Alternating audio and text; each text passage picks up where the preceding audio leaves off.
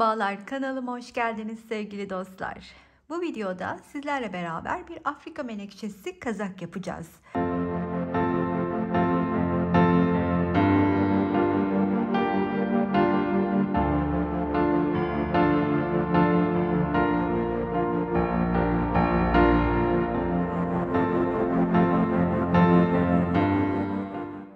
Bu motiflerimiz normalde kanalda daha önceden çekmiş olduğum Afrika menekşesi motiflerinden bir sıra daha fazla örüp daha sonra diğer sırayı örerken de birleştiriyor olacağız ki şöyle göstermek istiyorum hemen size.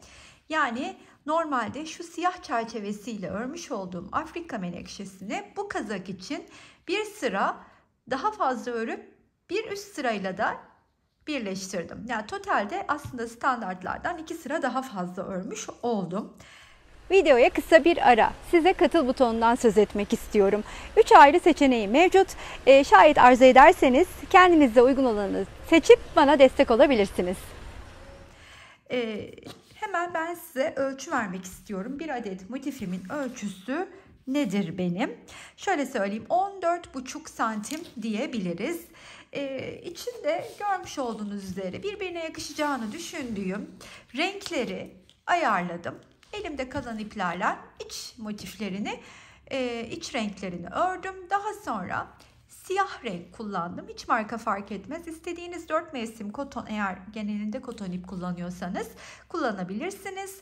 Bir üst sırayı ise şöyle göstereyim. Bu rengini çok seviyorum. Ören Bayan Madame Coton'un 15 numarası ile ördüm.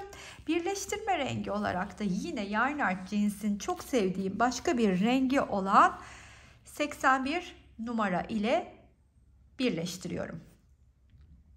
İlk olarak bu kazak için bu motiflerden 25 tane örmemiz gerekiyor. 25 tane motifimizi ördükten sonra nasıl birleştiriyorum? Şimdi size 4 tane de, yani 4 tane aslında kol parçamız da olmuş oluyor. 4 adet motifteki bir kol parçasını bakın burada hemen hazırladım. Nasıl yol aldığımı, nasıl birleştirdiğimi size göstermek istiyorum. İlk olarak ilk motifimi alayım. Şöyle kenara koyayım şunları. Ve iki kenarını örmeye başlayayım.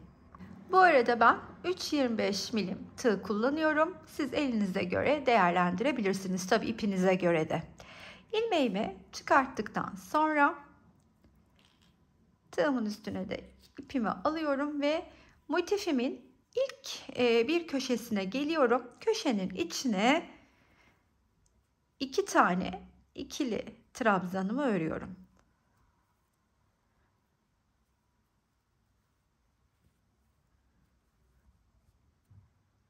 Ve trabzanların üstüne birer tane ikili trabzan daha örmeye devam ediyorum. Ta ki köşeye kadar her trabzanın üstüne 1 adet ikili trabzan, bu şekilde. Köşeye geldiğimde de ilk önce 2 tane ikili trabzanımı örüyorum. 2 zincir çektikten sonra 2 tane daha ikili trabzanı örüp yine trabzanların üstüne örmeye devam ediyorum. Ta ki diğer köşeye kadar. O köşeye geldiğimizde artık diğer bir motifle birleşmeye başlayacağız. Sonuna kadar geldim. Köşeye 2 tane ikili trabzan örüp 2 de zinciri çektikten sonra tığın üstüne ipimi alıyorum. Diğer motifinde ön yüzü bana bakarken, her iki motifinde ön yüzleri bana bakarken köşesinin içine 2 tane ikili trabzanı örüyorum. Daha sonra ilk trabzanın üstüne de bir trabzanımı örüp artık sırt sırta verdiriyorum ve bu 3. trabzanın karşıda diğer motifte denk gelen 1 2 3 trabzanına batıp 3. trabzanına arkadan batıp birleşmeye başlıyorum. Hiç tığımdan çıkmıyorum, bakın. Arkadan sıradaki trabzana batıyorum. Buraya gelip örüyorum. Tekrardan arkadaki, bu son zamanlarda kanalımda gösterdiğim bir teknikti. Videosu detaylarıyla mevcut. Bu videoda anlamakta zorluk oluşursa eğer, anlaşılması zor bir video gibi gelirse bu kısmı, daha detaylı anlattığıma bir göz atarsanız daha iyi olur.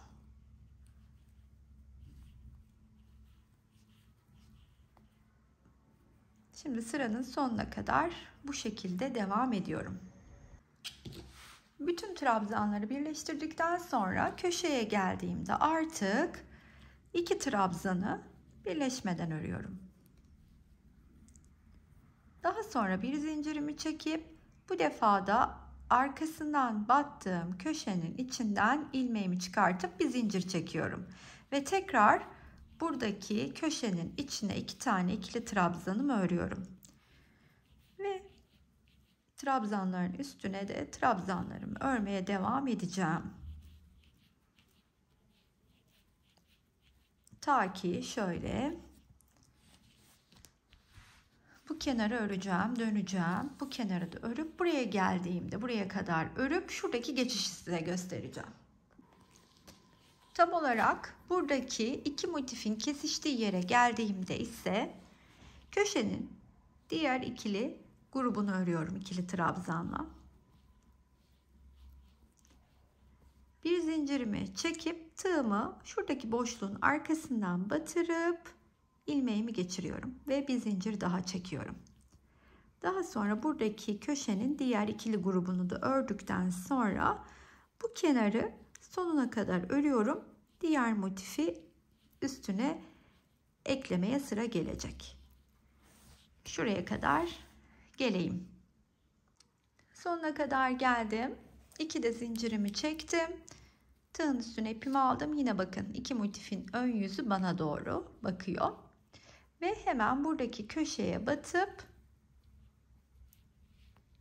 ilk önce köşenin içine 2 tane ikili trabzan, daha sonra trabzanın üstüne ikili trabzanımı örünce hemen motifleri sırt sırtına verdiriyorum. Ve karşıda denk gelen 3. trabzanın içinden tığımı batırıp aradan ilmeğimi geçiriyorum ve sıradaki trabzanın tepesine örüyorum ve karşısındaki denk gelen trabzanın içine batıp ilmeğimi kaydırarak geçiriyorum.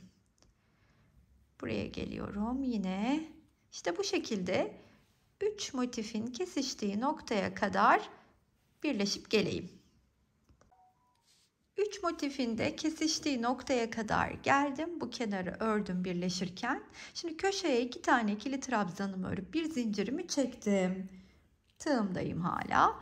Ne yapıyorum? Şu 2 motifin kesiştiği yerin ortasında batıp oradan ilmeğimi çıkartıyorum. Tekrardan bakın göstereyim. İkisinin kesiştiği yere battım. İlmeğimi içinden çıkardım. Sonra bir zincir çektim. Hemen buraya gelip köşeye diğer 2 tane ikili trabzanımı örüyorum. Ve trabzanların üstüne ikili trabzanlarımı örmeye devam ediyorum. Bu kenarın sonuna kadar. Artık 4. motifi de alıp eklediğimizde birleştirme mantığını çözmüş olacağız. Kenarın sonuna kadar geldim. Şimdi diğer sonuncu motifi alıyorum. Kol için 4 motif oluştuğundan. Siz bu mantığı kullanarak büyük parçaları da mesela atıyorum arka için 9 motif gerekecek ilk olarak. 3 çarpı 3 9 motif olarak aynı bu tekniği kullanarak birleştirebilirsiniz. Şimdi tığın üstüne yine ipimi alıyorum. Yine ön yüzleri bana bakarken hemen köşesine batıp 2 taneyi örüyorum. Burada trabzanımın tepesine batıyorum. Bir tane daha örüp artık sırt sırta verdirdiğimde karşısındaki denk gelen trabzanın içinden ilmeğimi çıkartıyorum. Şimdi 4'ünün kesiştiği noktaya kadar da aynı bu gösterdiğim yöntemle birleşmeye devam edecek iki kenarım.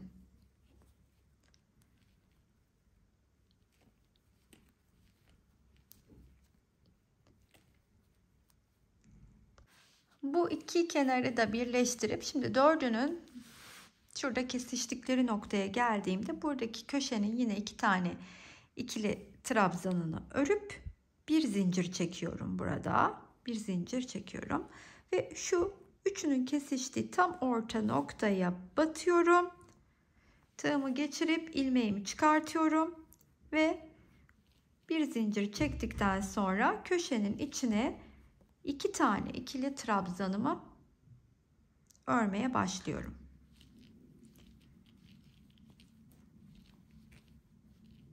Daha sonra buradaki trabzanın üstüne de ördüğümde artık bu iki kenar birleşeceği için bunun 1, 2, 3.'sünü buluyorum, batıyorum.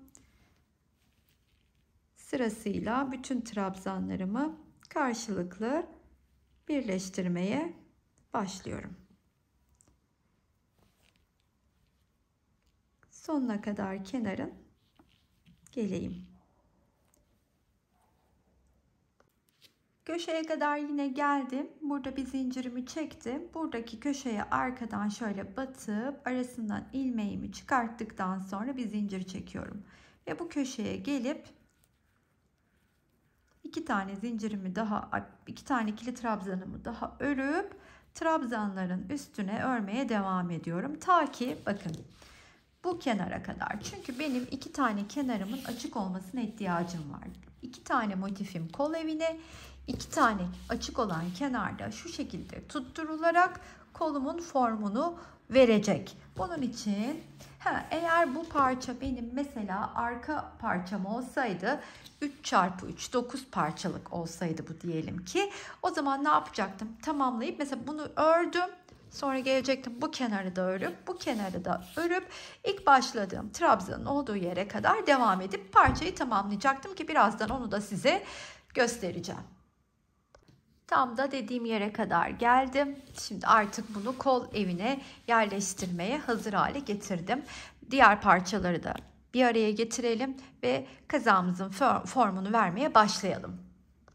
3x3 9 tane motifimi arka için birleştirdim. Şimdi arkayı tamamladıktan sonra önü de örüyorum. Aynı şekilde birleştiriyorum ama öndeki farkımız şu. Önü 2x3 olarak 6 motifle birleştiriyorum. Daha sonrasında yakamızın oyuntusunu verirken önleri bir buraya bir de buraya ekleyeceğiz. Şimdi beraberce onu yapacağız, zaten formu oluşturacağız. Bunun için iki tane motifimi aldım. Ama tabii parçaları ters çevirmem gerekiyor. Ters çevirdim. Bunu da düz üstüne koydum. Bakın. Şimdi ne yapacağım? Bu iki tane şöyle göstereyim. Bu iki tane motifi buraya ve buraya birleştirerek, ekleyerek şurada yaka boşluğunu oluşturuyor olacağım. Bundan önce yanları birleştirmem gerekiyor. Bu parçayı buna, bu parçayı da buna birleştiriyorum. Bunun için de hemen şu köşeden eklemeye başlayacağım zemin rengimle. İlmeğimi çıkarttıktan sonra iki köşeyi üst üste getirmiştim. Hemen içine batıp bir sık iğne örüyorum. Şurayı biraz sıkıştırayım. Evet. Battım. Sık iğnemi ördüm. Daha sonra sırasıyla bir sağdan bir soldan batarak devam edeceğim. Şimdi yaklaşalım biraz. İlk trabzanın içe bakan şu dişine batıyorum. Arasından geçiriyorum. Daha sonra buraya geliyorum. Bunun arasından geçiriyorum. İçlerine bakan dişine batarak bakın. Battım. Geçirdim. Buraya geldim. Battım. Geçirdim. Batıyorum. Aradan ilmeğimi çıkartıyorum. İç dişe batıyorum. Aradan kaydırarak ilmeğimi çıkartıyorum. Sırasıyla sağdan iç diş, soldan iç diş, sonuna kadar bu şekilde ilerleyeceğim. Bakın burada çıkan görüntü, şunu hemen göstereyim. Burada çıkan görüntü hırkadaki genel anlamda birleştirirken son sırasında trabzanlı örme sistemindeki görüntünün birebir aynısıdır. Bütünlük yakalıyoruz böylelikle. Şimdi tekrardan sağdan battım, arasından geçirdim, soldan battım, arasından geçirdim. Şu kesiştikleri noktaya kadar bu şekilde devam edeyim.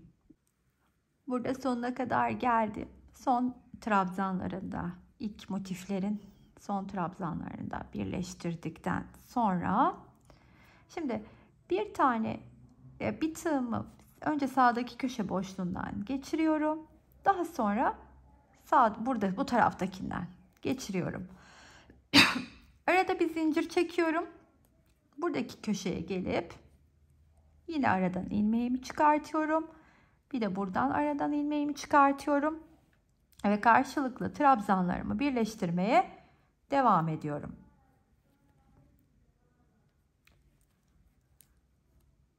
Ta ki sonuna kadar.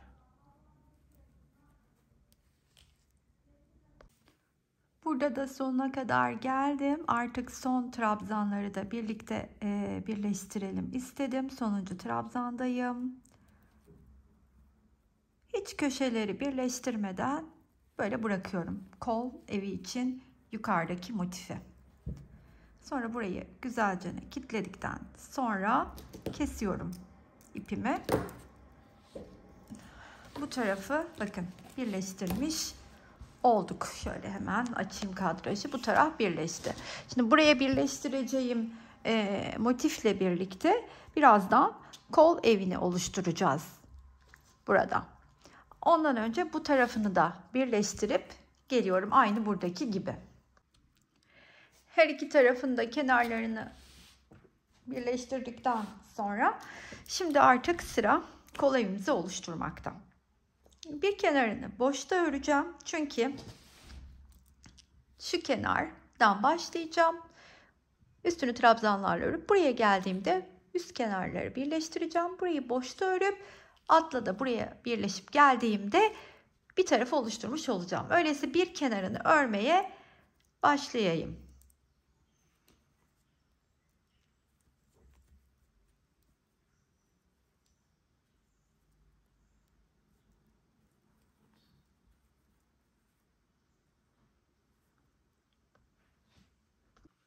Bir kenarını ördüm. Şimdi bir de zincir çektim şu köşeyi de tamamladıktan sonra. Hemen buradaki üstteki köşeden tığımı geçiriyorum. İlmeğimi çıkartıp bir zincir çekiyorum. Ve köşeye 2 tane ikili trabzanımı ördükten sonra bu trabzanın üstüne bir zincir çekip hemen buradaki 3. trabzanın arkasından batarak üst kenarımı birleştirmeye başlıyorum.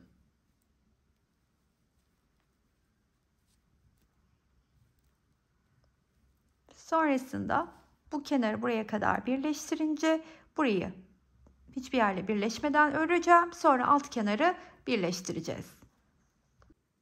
Böyle geldik, üstü birleştirdik, burayı boş ördük. Şimdi burayı da üstle birleştirmeye başlayacağız. Bunun için de bir zincir çekmiştim. Yine burada 2 tane motifin kesiştiği yerin ortasına batıyorum. İçinden ilmeğimi çıkarttıktan sonra bir zincir çekip karşılıklı bu kenarı da birleştirmeye başlıyorum.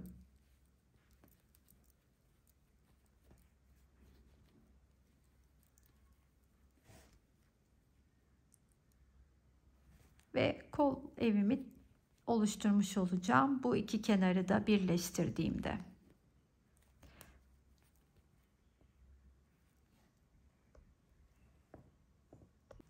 Bu kenarı da sonuna kadar geldim. Bakın şimdi burada köşenin içine 2 tane ikili trabzanımı örüyorum. Bir zincir çekiyorum. Şimdi buradaki köşenin içine batıp bir zincir daha çekip buraya geliyorum.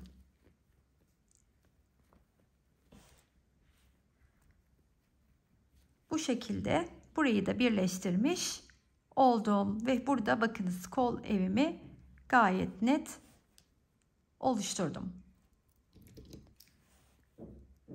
Burada ipimi kesiyorum. Şimdi aynı şekilde buradaki gibi, şurada yaptığım gibi bunu buraya ekleyeceğim. Şöyle göstereyim. Bunu buraya ekleyeceğim. Yani önden gösterecek olursam da şöyle.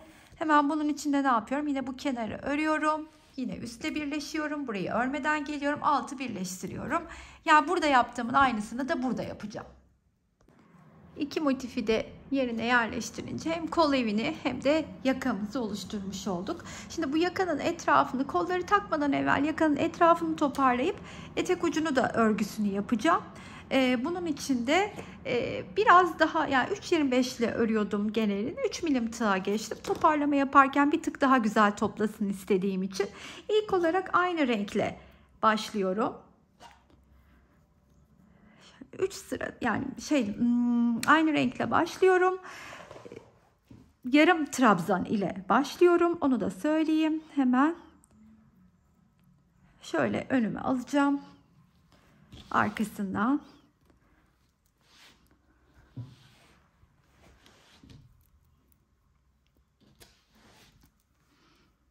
şu kısımdan şöyle herhangi bir trabzanın üstünden başlıyorum ki şuradaki toparlamayı birlikte yapalım istedim.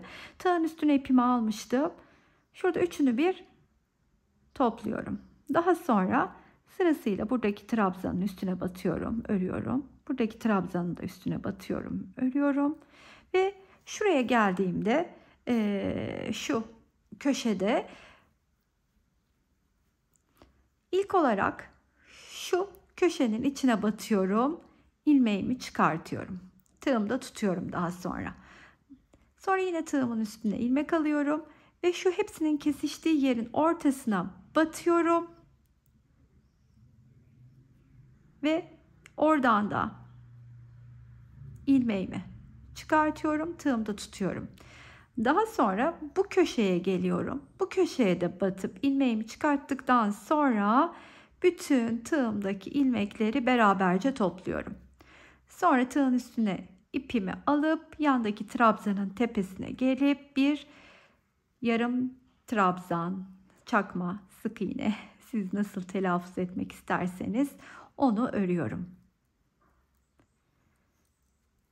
Şuraya kadar şu kısma, yani öndeki şu kısma gelene kadar her trabzanın üstüne yarım trabzan örerek geleyim şuraya kadar. Bu köşeye de geldiğimde yine şurada bir son trabzanım kaldı. Onu bir öreyim. Aynı biraz önce yukarıdaki yaptığım toparlamayı yapacağım. Şöyle ki tığın üstüne ipimi aldım. Şuradaki köşeye batacağım. Tığımda tutacağım. Sonra üçünün kesiştiği yere batacağım. İlmeğimi çıkartıp tığımda tutacağım. Yine tığın üstüne ipimi alacağım. Köşeye geleceğim. Ve hepsini bir toparladıktan sonra diğer köşeye kadar aynı şekilde bu kısmı da örüyorum. Yani şuraya kadar. Yine buraya geldim. Birlikte geçelim istedim. Köşeye geldim. Batıp çıkıyorum. Üçünün birleştiği yere batıp çıkıyorum. Bu köşeye geliyorum. Yine batıp çıkıyorum ve hepsini bir topladıktan sonra yeniden trabzanların üstüne çakma sık iğnelerimi örmeye devam ediyorum. Son bir köşemiz daha var. Toparlama yapacağım. O da şu üstte, şurası. Buraya geldiğimde de birlikte geçiş yapalım. Yeniden buraya geldim. Burada da yapacağımız işlemi artık biliyoruz. Ne yapıyorduk? Buradaki köşeye batıyorum, çıkıyorum. Üçünün birleştiği yere batıyorum, çıkıyorum. Buradaki köşeye batıyorum, çıkıyorum. Ve hepsini bir ördükten sonra sık iğnelerimi örmeyi, çakma sık iğnelerimi örmeye devam ediyorum. Ta ki burada ilk örerken başladığım sık iğneye kadar. Şimdi burada ilk ördüğüm çakma trabzanın tepesine batarak, kaydırarak ipimi kilitliyorum. Şöyle önünü döndüreyim hemen. Böylelikle ilk sıramızı tamamlamış olduk. İki renkle, yani bununla ve siyahla devam etmek istiyorum. Sonra da yine bununla finallerim diye düşünüyorum ama artık sadece sık iğne yapacağım. Kaydırma yöntemiyle yine arkasından başlayalım.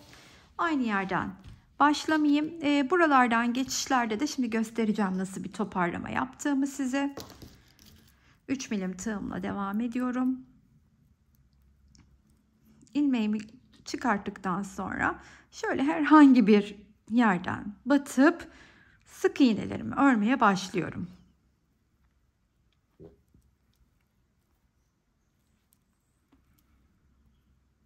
Her bir alttaki çakma sık iğnenin üstüne bir sık iğne ile devam ediyorum. Şimdi buraya geldiğimde de bir tane buraya yapacağım. Bir tane de bunun üstüne, şurayı da toparlayarak şöyle geçeceğim. Şimdi şurayı da bir tane sık iğne ördükten sonra tam burada, şurada. Şimdi buraya batıyorum, çıkıyorum, bir tane daha batıyorum, çıkıyorum, 3 ilmeği birlikte örüyorum. Minicik bir toparlama daha yapıyorum köşe geçişlerinde. Yani bütün köşelerde onu yapacağım. Bir altta üçlü topladığımı şimdi 2 sık iğne ile kesiyorum. Bir diğer toplama yaptığım köşe geçişinde de yine buraya bir tane batıp çıkıyorum. Sonra buraya batıp çıkıyorum ve hepsini bir toplayıp devam ediyorum. Yani altta her yarım trabzanın üstüne bir sık iğne örerken toplayarak geçtiğim yerlerde de böyle ikili kesmeler yapıyorum. Bütün yaka çevresince. Aynı burada ve şurada yaptığım gibi. Burada başladığım ilk sık iğneye kadar ördüm, geldim. Şimdi bir diğer rengime geçeceğim. Siyah rengime. Onunla da aynen böyle sık iğneler örmeye devam edeceğim. Şunu söylemem gerekiyor ki bakınız, şimdi burada yine minik bir toparlamalar yapmıştık. Siyahta sadece şu kısımda belki yaparım. Şimdi örerken daha iyi göreceğiz ama önde düz geçmeyi düşünüyorum. Hiçbir toplama yapmadan beraberce başlayalım. Siyahtan hemen bir ilmek alıyorum.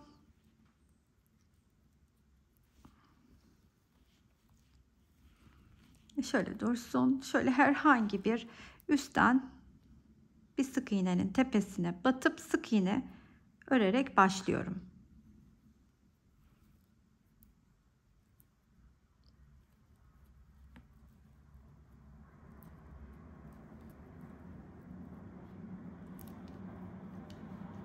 Şimdi bir tane daha şuraya ördükten sonra bakın şu üstteki 2 tane şeyi birlikte öreceğim. Yani sadece üst kısımda bir kesme yapıyorum ensede.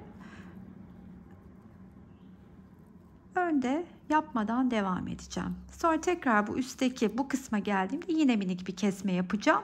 Ama önde hiç bütün oraya geldiğimde gösteririm. Sık iğnenin üstüne sık iğne yaparak devam edeceğim.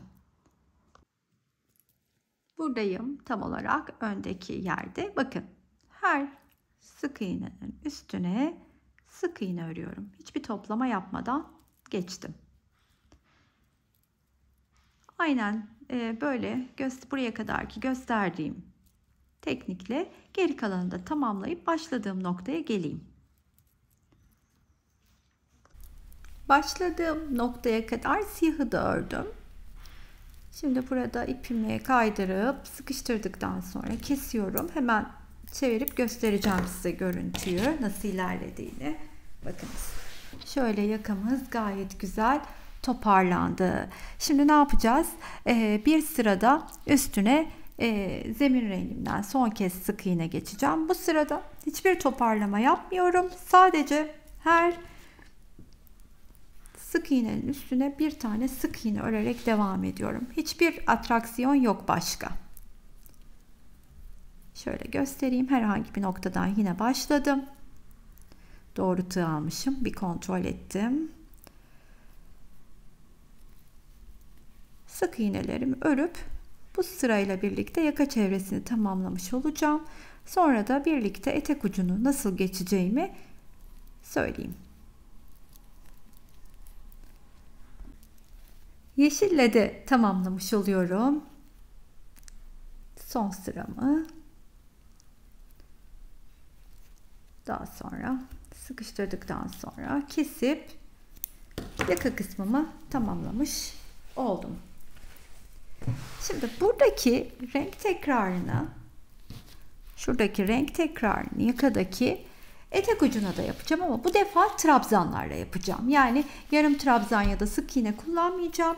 3 sıra ama bu defa yeşille dolanmadan direkt koyu yeşilime geçiyorum. Bir sıra onunla örüyorum.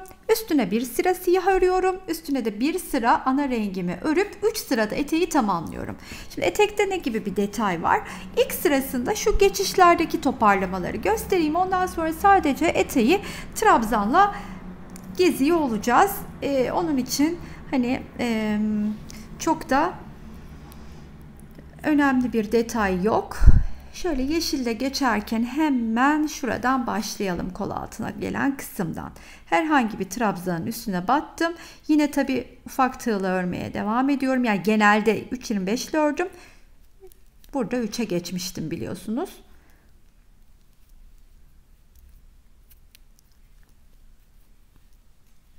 Şimdi buraya geldiğimde ise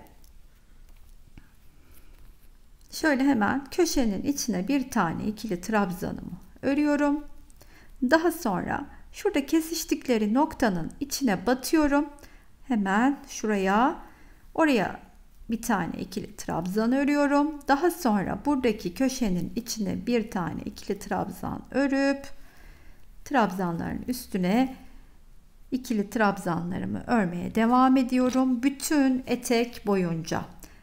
Şuradaki geçişi bütün kesiştiği noktalarda yapacağım. Buradaki mesela buraya da geldiğimde bir tane buraya, bir tane buraya, bir tane buraya öreceğim. Aynı şekilde bir buraya, bir ortaya, bir buraya. İkinci sıraya geçtiğimde artık siyahla örerken ise buradaki her bir trabzanın tepesine bir tane öreceğim. Hiçbir farkı yok. Yeni ipimi ekleyip aynı bunu buraya eklediğim gibi siyahı bunun üstüne ekleyeceğim. Siyahla turlayacağım. Derken en sonunda bununla turlayıp tamamlayacağım etek ucunu. Sonra kolun birini ben yapayım. Diğer kolu da birlikte yerine yerleştirelim.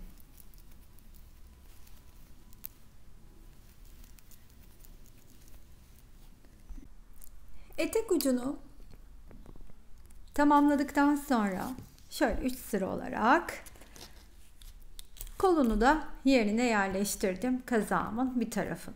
Şimdi diğer tarafı, yani burayı birlikte yerine yerleştireceğiz. Kol parçasını zaten beraber örmüştük. İki tarafı açıktı. Şimdi etrafını geçerken 3 ile geçmiştim ya, tekrardan eklerken 3.25'e dönüyorum. Şunu da buraya kadar da birlikte örmüştük biliyorsunuz. Şimdi ne yapacağım? Hemen tığımı ilmeğime takıp şimdi buradan ekleyeceğim. Bunun içinde ne yapacağım eklerken? Şurada bir açıklık bırakmıştım. Hani çok fazlasıyla şurayı birleştirip kolu kasmamak adına. Şimdi şurada ilk olarak şöyle yapıyorum bakın. Bir toparlama yapacağım yani. Onun içinde şuradan batacağım şu gördüğünüz şu üçlünün şu kısmı birleştiği yer var. Şöyle göstereyim bir saniye. Şöyle takayım. Şimdi şöylece bir toparlama yapacağım için ilk olarak şuradan batacağım.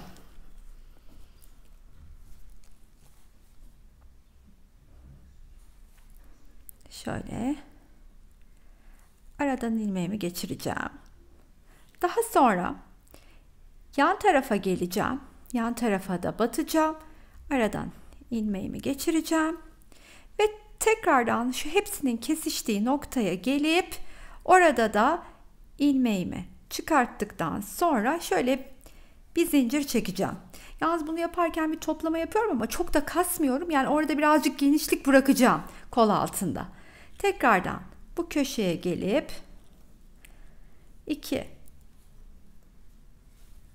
zincir ikili trabzan ördükten sonra buraya üçüncüyü örerken karşı tarafla artık birleşmeye başlayacağım. Buradaki 1, 2, 3'ü sayıp arkasından batıyorum. İlmeğimi içinden geçirip tekrardan sıradakini örüyorum. Bu arada bu koltuk altında bu genişliği istemeyen, yani oturtmak isteyen ne yapacaktı o vakit? Benim gibi şurayı birleştirirken ben buraları açık bırakmıştım ya, geniş kalsın kol altım diye. O şu kısımda şu köşelerden de birleştirip burayı toplayabilir. Bunu belirteyim. Şimdi karşılıklı burada farklı, bilmediğimiz bir şey yok. Örüyorum. Karşıya denk gelen noktayla birleşiyorum. Altta trabzanı örüp üstte birleşiyorum.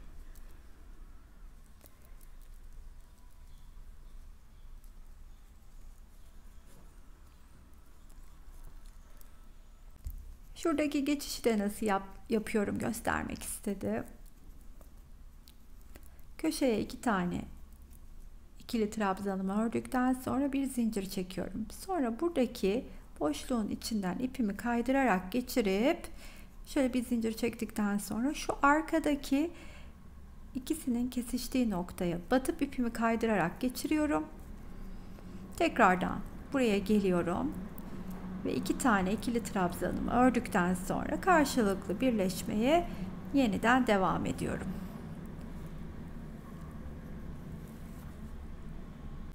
Şimdi koltuk altına kadar geldiğimde de bu köşedeyim. Şimdi köşenin 2 tane ikili trabzanını örüyorum. Bir zincir çekiyorum.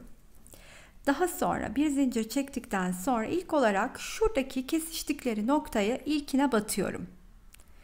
Arasından kaydırarak geçirip bir zincir çekiyorum. Daha sonra şurada şu hemen yanındakine batıyorum. Orada da bir zincir çekip topluyorum. Sonra buraya geliyorum. Buradaki de örüp bir zincir çekiyorum ve buraya geri dönüyorum.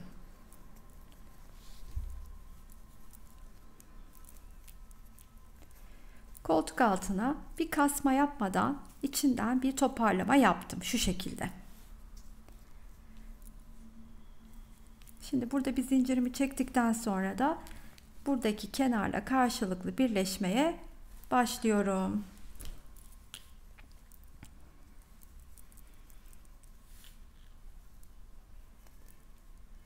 Burada aynı kol evine yerleştirdiğim gibi karşılıklı iki kenarı birleştirerek kolun formunu vereceğim. Burada bilmediğimiz bir şey yok. Kol ucuna kadar birleşip geleyim. Kol ağzında şuraya kadar geldim. Köşeye 2 tane ikili trabzanımı ördükten sonra bir zincir çekip buradaki köşenin arkasından batıyorum. İpi kaydırıp çıkartıyorum. Bir zincir çekip buradaki ilk örmüş trabzanın tepesine kaydırma yöntemiyle gelip güzelce kilitliyorum. Şimdi tekrardan tığımı 3 milimle değiştireceğim. Çünkü bu bilekte yaptığımın aynısını şimdi bu bilekte yapacağım. 3 sıra çakma sık iğneleri geçeceğim. Sırasıyla renklerin aynı diğer bilekte yaptığım sıralamayı yapıyorum. Şimdi burada ilk sırada bir minik bir atraksiyon var. Daha sonra diğer üst 2 sırada hiçbir farklılık yok. Şimdi buraya kadar geldim. Tığın üstüne ipimi de aldım. Herhangi bir trabzanın tepesine batıyorum. Hepsini bir toplayarak çıkıyorum. Yanındakinin de hemen aynı şekilde buraya kadar geldim. Şimdi buraya geldiğimde ise ilk olarak bu köşeye batacağım. İlmeği çıkartıp bekleyeceğim. Tığın üstüne ipimi alacağım. Bu köşeye batacağım. İlmeğimi çıkartıp hepsini bir toplayacağım. Sonra yandaki trabzanın tepesine gelip bir çakma sık iğnemi öreceğim. Bunun tam karşısındaki şurada da aynı işlemi yapacağım. İlk sırayı Bu şekilde tamamlayacağım. Sonra bir üst sıraya diğer renkle birlikte geçeceğiz.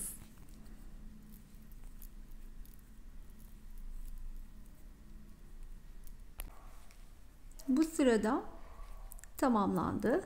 Burada ilk ördüğümün tepesine batıyorum. Aradan ipi kaydırarak geçirip güzelce kilitledikten sonra yeni renge geçmek üzere bu rengi kesiyorum. Sıradaki rengim siyah.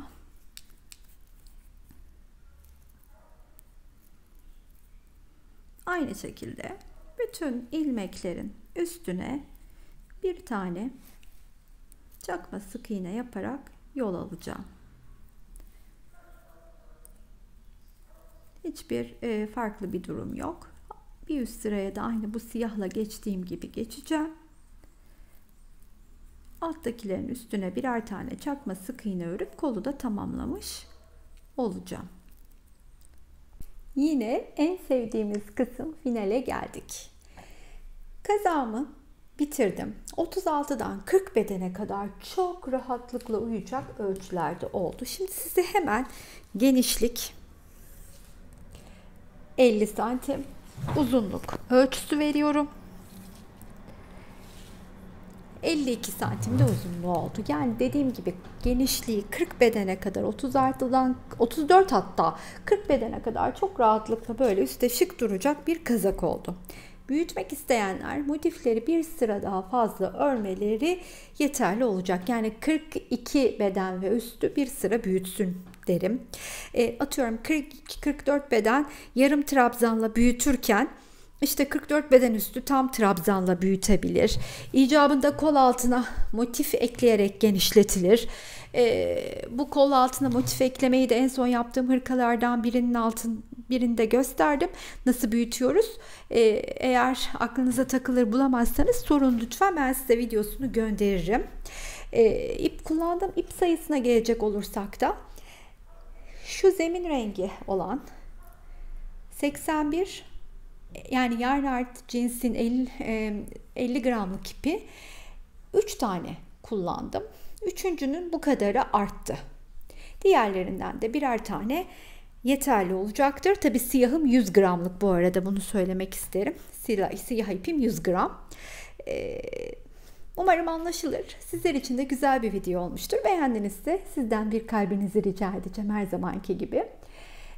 Abone olmayı unutmayınız. Yorum ve beğenileriniz ayrıca çok kıymetli. Buraya kadar izleyen herkese çok teşekkür ediyorum. Sıradaki videolarda görüşmek üzere. Hoşça kalın arkadaşlar.